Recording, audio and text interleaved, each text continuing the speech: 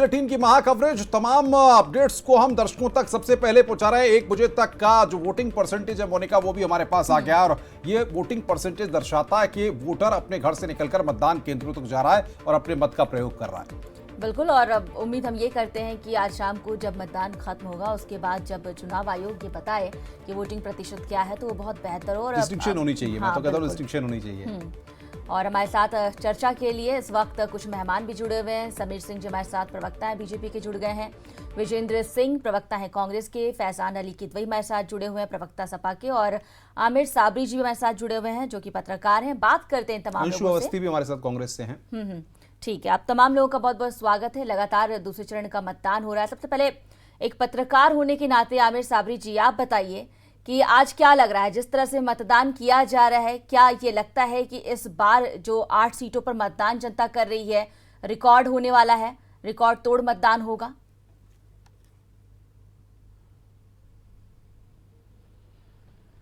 देखिए, रिकॉर्ड तोड़ मतदान होगा, बात बिल्कुल सही है। और हालात ऐसे दिख रहे हैं कि हमें लगता है कि जनता ने ये ठान लिया है कि सांप्रदायिक ताकतों को, झूठ बोलने वालों को इस बार किनारे करने का मन बना लिया है।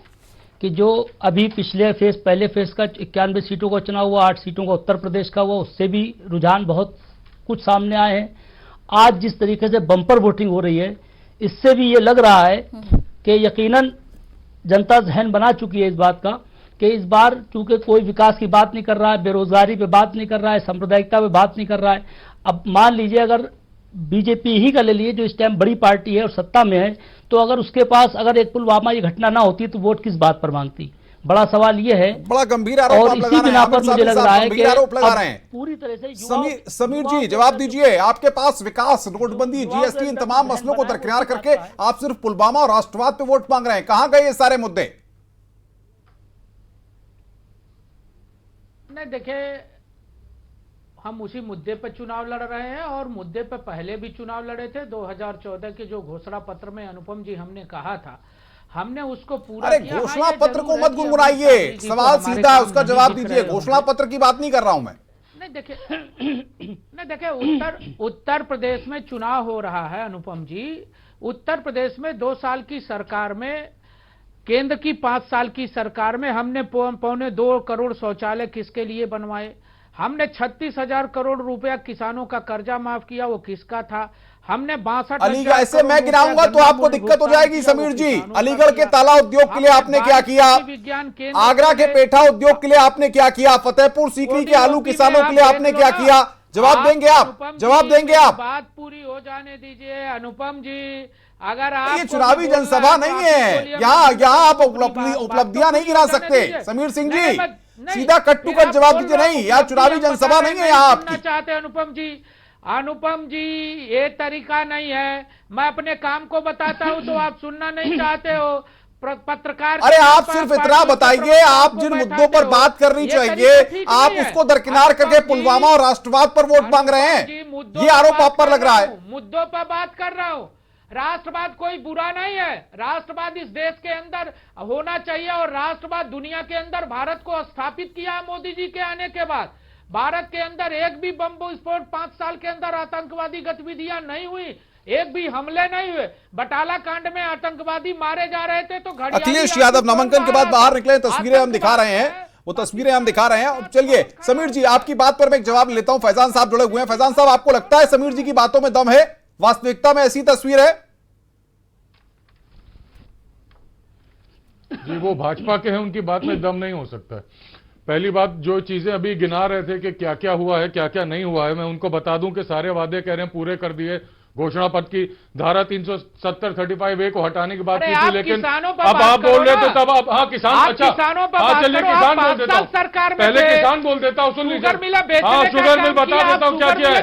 गन्ना किसानों की हालत, गन्ना किसानों की हालत बेकार कर दी है उन्होंने। सबसे ज्यादा बकाया गन्ना किसानों का है। अभी कह रहे 62,000 करोड़ दे दिया। इनकी खुद की RTI रिपोर्ट निकल के आती है कि 2017-18 में योगी जी ने चुकाया 14,623 करोड़, 2018-19 में अब तक चुकाया 10,255 करोड़, टोटल बनता है 24,800। विजेंद्र सिंह जी, आपको क्या लगता है? ठीक है, 62,000 करोड़ नहीं, 24,878 करोड़। ठीक है, अंशु अवस्थी जी से प्रतिक्रिया लेते हैं। अंशु अवस्थी जी, तमाम बातें ठीक है विजेंद्र जी, समीर जी आएंगे आपके पास। अंशु जी ये बताइए, जो तमाम बातें की जा रही है, जो अनुपम भी मुद्दा उठा रहे हैं कि सिर्फ राष्ट्रवाद और पुलवामा अटैक की बातें क्यों हो रही हैं, बाकी तमाम मुद्दे कहाँ चले गए?